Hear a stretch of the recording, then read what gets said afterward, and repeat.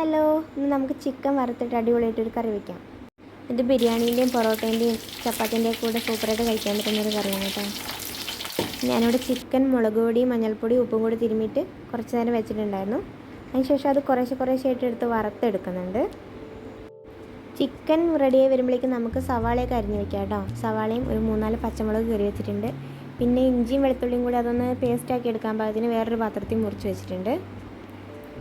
ഈ സാധനങ്ങളൊക്കെ ചിക്കൻ്റെ അളവിനനുസരിച്ച് കൂട്ടിയും കുറച്ചൊക്കെ എടുക്കുക കേട്ടോ. ഇവിടെ ഇപ്പോൾ ഒരു 8 സവാളകൾ എടുത്തിട്ടുണ്ട്. അതിന് ഈ ചിക്കൻ വറുത്ത എണ്ണയിലേക്ക് ഇട്ട് നന്നായിട്ട് വഴറ്റിയെടുക്കണം കേട്ടോ. കുറച്ച് കറിവേപ്പിലയും പച്ചമുളകൊക്കെ കൂടിയിട്ട് നന്നായി വഴറ്റി കൊടുക്കുക. ഇതിങ്ങനെ നന്നായി ചൂടായി വഴന്ന് വരുന്ന സമയം കൊണ്ട് നമുക്ക് നേരത്തെ എടുത്ത് വെച്ച വെളുത്തുള്ളി ഇഞ്ചിയൊക്കെ ഒന്ന് പേസ്റ്റാക്കിയിട്ട് വരാം. ഞാനിവിടെ ഹെൽപ്പ് ചെയ്യാനായിട്ട് നിൽക്കുന്നുള്ളൂ. Master ഷെഫാണ് cooking. പാട്ടൊക്കെ കേട്ടിട്ട് ഭയങ്കര കുക്കിംഗ് ആണ് കേട്ടോ.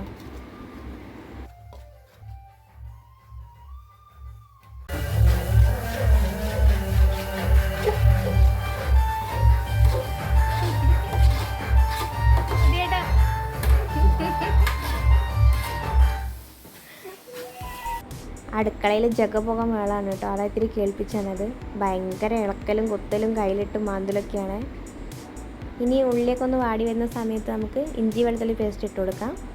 അത് നന്നായിട്ട് പച്ച മണം മാറുന്നവരെ നന്നായി മിക്സ് ചെയ്ത് കൊടുക്കണം കേട്ടോ. ഈ വെളുത്തുള്ളി ഇഞ്ചി പേസ്റ്റ് ഇത്തിരി കരിഞ്ഞു പിടിക്കാൻ ചാൻസ് ഉണ്ട്. അതുകൊണ്ട് നന്നായി മിക്സ് ചെയ്ത് കൊടുക്കണം കേട്ടോ. നമ്മുടെ ചെറിയ അടുക്കള കേട്ടോ, അധികം സൗകര്യമൊന്നുമില്ല. അപ്പോൾ ഉള്ള സ്ഥലത്ത് വെച്ചിട്ട് അഡ്ജസ്റ്റ് ചെയ്ത് ഉണ്ടാക്കുക കേട്ടോ.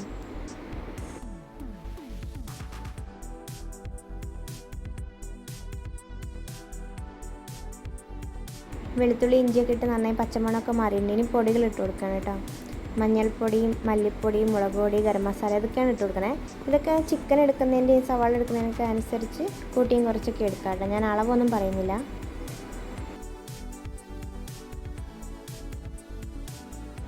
മുളക് പൊടിയും മഞ്ഞൾപ്പൊടിയൊക്കെ ഇത്തിരി കുറവിട്ടാൽ മതി. നമ്മൾ ആദ്യം ചിക്കനിൽ തിരുമ്മി വെച്ചതുകൊണ്ട് കുട്ടികളൊക്കെ ഉള്ള വീടാകുമ്പം കുറച്ച് എരിവ് കുറവാക്കി ഇട്ട് കൊടുത്താൽ മതി കേട്ടോ. അവർക്ക് നല്ല ഇഷ്ടപ്പെടുന്ന കറിയത്.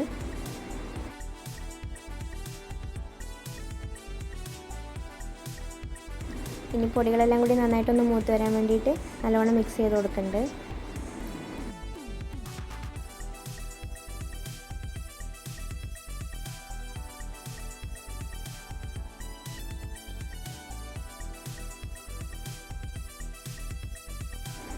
പൊടികളൊക്കെ മൂത്ത് നല്ല റെഡ് കളറായി വന്നിട്ടുണ്ട് കേട്ടോ. ഈ സമയത്ത് തക്കാളി ചെറുതാക്കി അരിഞ്ഞു വെച്ചത് അതിലേക്ക് ഇട്ട് കൊടുക്കാം കേട്ടോ.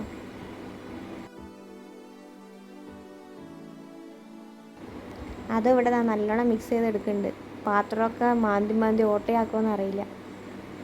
ഇതിപ്പോൾ ആ പൊടികളിട്ട കുറച്ച് സമയം ഒന്ന് മിക്സ് ചെയ്ത് കൊടുക്കാണ്ടിരുന്നപ്പോഴത്തേക്കും കണ്ടോ വെളുത്തുള്ളി ഇഞ്ചി ഒന്ന് അടി പിടിച്ച പോലെ ആയത്. തക്കാളിയൊക്കെ നന്നായി വഴന്നു വരുന്നുണ്ട്. ആ സമയത്ത് മിക്സിൻ്റെ നമ്മൾ വെളുത്തുള്ളി ഇഞ്ചി ചതച്ച ആ ജാറിൽ തന്നെ ഒന്ന് ഇത്തിരി വെള്ളം എടുത്ത് ചുറ്റിച്ച് ഇതിലേക്ക് ഒഴിച്ചു കൊടുക്കുക. പിന്നെ ഇത്തിരിയും കൂടെ വെള്ളം ഒഴിച്ചു കൊടുക്കുക കേട്ടോ. ഒരുപാട് ചാറാക്കേണ്ട ആവശ്യമില്ല. ഒന്ന് കുറുകിയിരിക്കുന്ന കറിയാണിത്. അങ്ങനെ കഴിക്കാനാണ് നല്ല ടേസ്റ്റ് ഉണ്ടാവുക.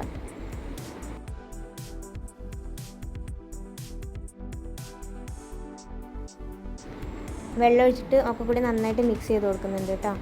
ഇനി അതൊന്ന് ചെറുതായി തിള വരുന്ന സമയത്ത് സോസ് ഒഴിച്ചു കൊടുക്കാം. ആദ്യം ടൊമാറ്റോ സോസ് കുറച്ച് ഒഴിച്ചു കൊടുക്കുന്നുണ്ട്. പിന്നെ സോയാ സോസ്. സോയാ സോസിൻ്റെ ഡപ്പീൻ്റെ മൂടിയിൽ തന്നെ കുറച്ചെടുത്ത് ഒഴിക്കുക ചെയ്യുന്നത് കേട്ടോ. അളവും കാര്യങ്ങളൊന്നുമില്ല, ഒരു ഊഹം വെച്ച് ഒഴിക്കാൻ തോന്നുന്നുണ്ട്. ഇനി അതും കൂടി നന്നായിട്ട് പച്ചമണം മാറാൻ വേണ്ടിയിട്ട് മിക്സ് ചെയ്ത് കൊടുക്കുക. അതിനുശേഷം അതിലേക്ക് നമ്മൾ വറുത്ത് വെച്ച ചിക്കനൊക്കെ ഇട്ട് ഒന്നങ്ങ് സെറ്റാക്കി എടുത്താൽ കറി റെഡി ആയിട്ടോ.